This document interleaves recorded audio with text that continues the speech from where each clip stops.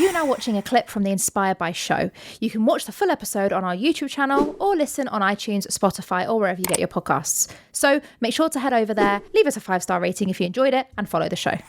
And so I'm curious from your journey. So you've been in this corporate world, you've essentially had to ignore a lot of people's opinions, and you've taken the leap into doing your business. Where did the lifestyle entrepreneur brand and, doing people's funnels and helping people, make money and have more time come from as a business for you? Was it something you thought of straight away, or was it something you sort of fell into? Tell me more about that. No, absolutely not. So as you probably know, in the corporate world, there's a lot of inequality. There's a lack of diversity, particularly on the boards. And I became an equality and diversity speaker at the Women in Tech events, particularly in the tech industry, because that's my background. So project management, anything to do with funnels and all that kind of stuff is my bag. And then, I just started to speak at these events. And then I started leadership coaching. I was trying to help more women become leaders and join us in the boardroom. But I kept getting frustrated with them. We'd jump on these weekly coaching calls and they would be doing all of the things right. They would be doing more work than their colleagues. They'd be putting in so much effort. They'd be having the right conversations, building rapport, but they still were getting issues, unconscious bias and all sorts of things going on there that were really frustrating. And it was angering me. And then one day somebody asked me to help them set up a digital course, basically. They were going to teach people how to be data analysts. Can I set up a digital course, Sue? How did you set up your website? How did you set up this? How did you set up that? And I just helped to do it. And then I realised this is what I want to do. I want to help people escape the confines of the 9-to-5 job so that they can do the thing that they're really passionate about, use all this skills and knowledge, but break away from this traditional sort of environment that was so restrictive for them. And that's how it started. And then, my passion just kind of built from there. And then it was a case of getting people out of those self-employed situations where they're exchanging time for money to then think about how they can leverage it, how they can package what they do so that instead of it just being one-to-one clients where they're on calls all day and they're very tied to their business, like I had to figure out, how do I help more people? Can I offer them a digital course in something? Can I offer them the membership? Can we invest in property to get some passive income? Or as you know, it's not really passive, but something that leverages your time, your resources in a different way that allows you that flexibility and freedom. Yeah.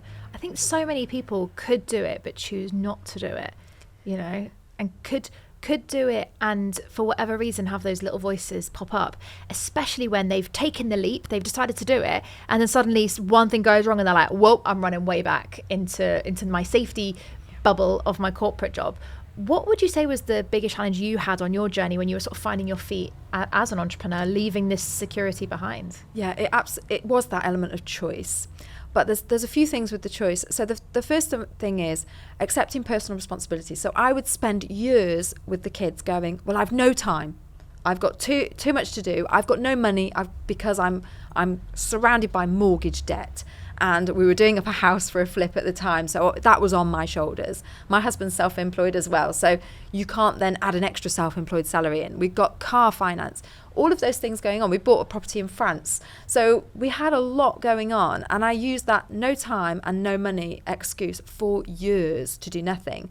And then I started to, say, well, all right then, who's controlling what I'm doing in the evening? Who controls what I do when I have my downtime or I have this space? Who controls what I choose to do? And the reality was, it was me. And I was saying, well, I've got to have the kids and I haven't asked this person for time. And that was actually down to me. And I realized that in a few years' time, the only person that could regret it was me. And I couldn't on my deathbed go, well, because of everybody else, I didn't do this. And then when I flipped it and said, why am I doing it? And I was doing it for the family in the first place. I realized I just had to reprogram that.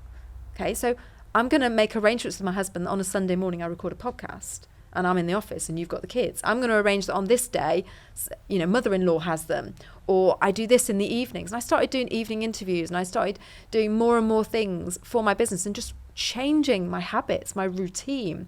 But instead of asking for permission, I was like, no, I'm giving myself permission. And I'm just telling you I'm going to do it. And this is how I will make it work. So that was a really big challenge that I had to do initially. And I had to make the time really count. But then there's also then the choice about what you're going to do i.e., am I just going to exchange time for money? So there was a good while where I was just taking on one-to-one clients. I was setting up their funnel, their email marketing and all that kind of stuff. It was so hands-on. I started to outsource a little bit of it, but I was then managing and holding so much of it so close, because you're a project manager and that's what you do. And then there's a mindset shift that we have to do as entrepreneurs that says, I don't have to do it all, but I do have to make all the wheels happen and make sure everybody knows what's happening and is moving in the right direction. And you know this from running your companies. You cannot do it all. And letting go, I don't know if it's a woman thing or a control freak thing, I was once told by my mindset coach. Letting go and watching as other people flourish and figure things out. And even to the extent of letting go being such a mum that's always there and sort of going, hubby can do it and he'll do a great job of parenting them. Right now they're probably having more fun without me around the Natural History Museum than with me. So it's things like that, letting go and being less controlling, but managing the process. Wow.